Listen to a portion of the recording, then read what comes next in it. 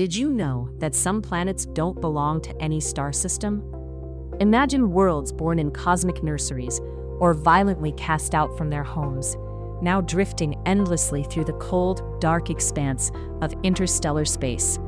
These are rogue planets, and their existence challenges everything we thought we knew about planetary life.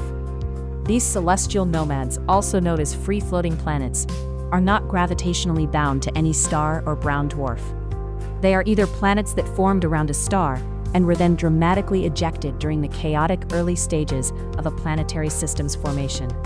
Or even more astonishingly, they can form directly in the emptiness of space, much like miniature stars themselves.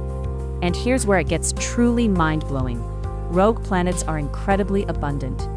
Current estimates suggest there could be trillions of these wandering worlds in our Milky Way galaxy alone.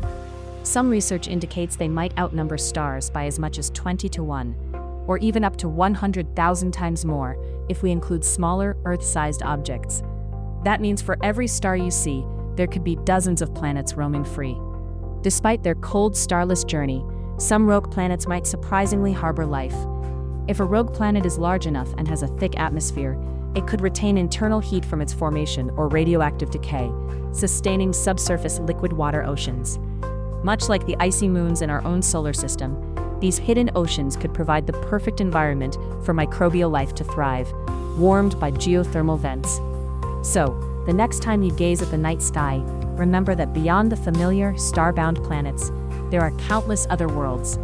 These rogue planets, once thought to be desolate, could represent the most common habitable real estate in the universe, silently carrying the potential for alien life through the cosmic abyss.